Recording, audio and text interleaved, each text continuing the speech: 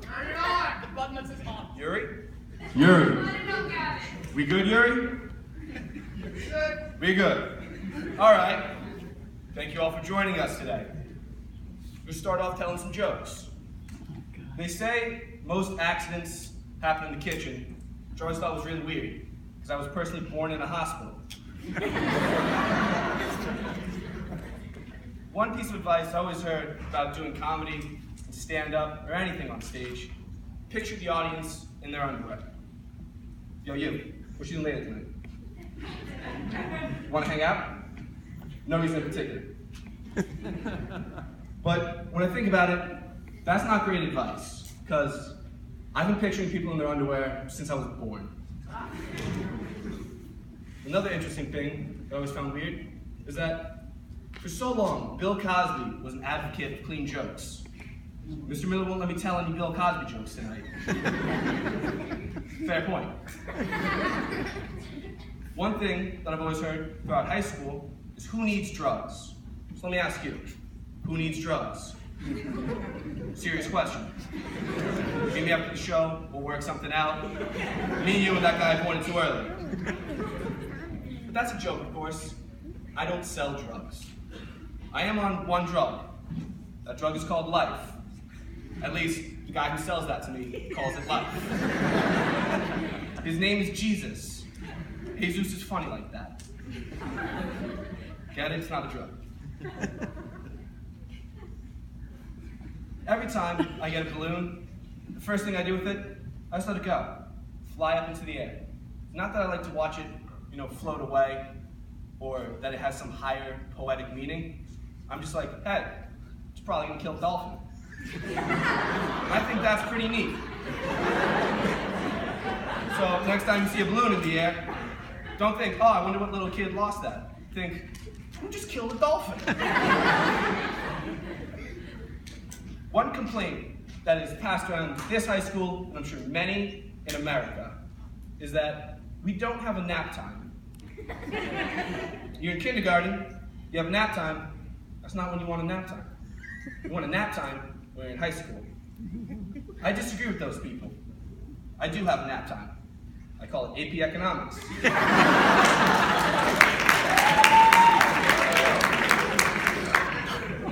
Last year I called it algebra. Changes a bit.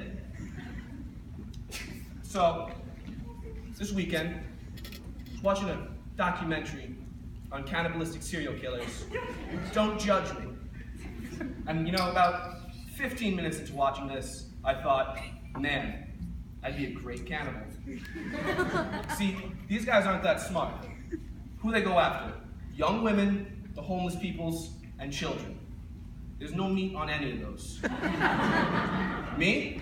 I'm going straight to the maternity ward. Because to a cannibal, pregnant woman, just a 2-for-1 discount.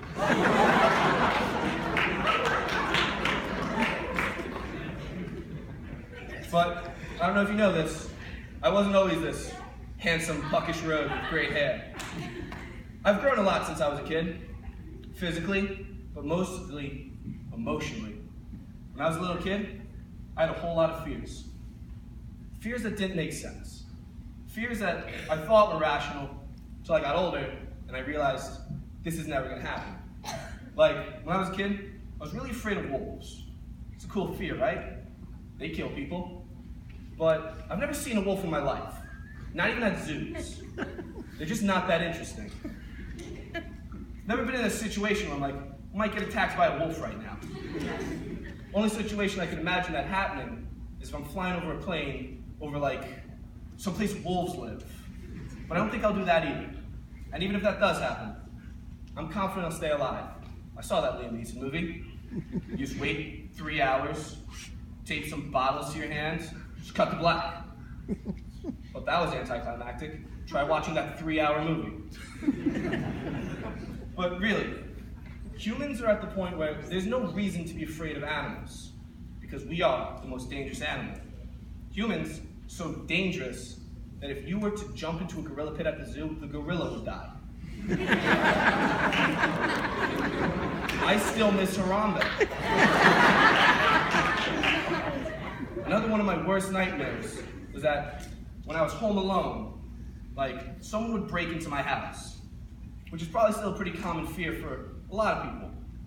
I'm 6'5", weigh 280 pounds, and own a samurai sword. I pray to God somebody tries to break into my house. I hear a bump in the night, like go time. I never really watched the Harry Potter movies. Jonah did a good job, I wouldn't know. But I could never watch them. They were far too unrealistic. I don't mean wizards and such. I mean that the ginger kid's gonna end up with Emma Watson. That is ridiculous. But while we're on the subject of magic, let's go to one of my favorite topics, holy wars. You see, holy wars, they're just really intense arguments of who's got the cooler imaginary friends. Before you get offended by that joke, Jesus told me. Jesus is funny like that. But now that I've said some jokes, let's get a bit more personal. There's only 3 things I've ever wanted in life. I want to be a father, I want to have kids, I want to field out warmth. I want a motorcycle, you know, open road, wind flowing through my sick hair. Having everybody else on the road being like, look at that jerk on a motorcycle. That could be me. 3rd thing, I want to be a ninja. If I be a ninja, I want to run around at night and kill people. Literally the same thing to me. Don't care. Except I came to a problem. I can't have all 3 of those things. It's unrealistic. Never have time for enough for each one. So I decided I gotta pick 2. Which 2? Here's what I thought. If I'm killing people and I'm driving a motorcycle, I'm like Hell's Angels, Sons of Anarchy. Those cool guys. And the life might not be great, but it sure is interesting. If I have kids and I drive a motorcycle, I have a midlife crisis. In case any of you have those 2 things you didn't realize. Halfway there. Which I can live with. My last is, if I have kids and I'm running around at night killing people, that's not too bad either. It just means I'm my parents. Kieran's in the front row. It's mostly him. But now I want to talk about my family. Now, a few things you have to know. I was raised an only child. I have a brother, but I was raised an only child. I try not to talk about it. But I do. I love my brother. He's a great kid, very violent. Me and him were younger, we'd wrestle, we'd like tussle around. It was real cute. Nowadays, that's a very serious issue. We break things. Our fights can be measured on the Richter scale. Like, our neighbor's house will shake, and we'll get a phone call, like, what did Gavin do? I don't know if you guys remember, but a few years ago, we got hit by that, like, 5.2 earthquake. I'd like to take this time to officially apologize for that. I did not think he would react the way he did. But in all seriousness, I do love my brother. Early mornings, sometimes I sneak into his room, creep up to his bed, crawl under the covers, just snuggle up to him. And he'll, like, you know, what all big brothers say, Gavin, get out of my room or I'll burn you alive and bury you in the backyard. And I was like, come on, Peyton, just a quick snuggle. And what does he always say? Gavin, where are your pants? Come on. But recently, my brother went off to college. And you know what that means? Those sick freaks, they turned him into a liberal.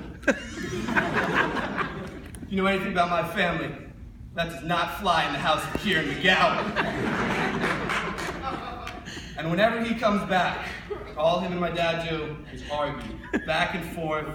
I love Bernie. I love Trump. They both hate Hillary, which is good. She lost. But all they do is debate, and honestly, Payne's gone pretty good. Get a well-thought argument. Kieran has no idea what he's talking about. Mostly comes down to, because ISIS, Donald Trump is the next Martin Luther King. But my brother, I'm not kidding. I don't like to praise him, but he's become a good debater. He's become a great debater. Some people would refer to my brother, Peyton McGowan, as a master debater. I'll never forget the first time I walked in on him in his room, master debater.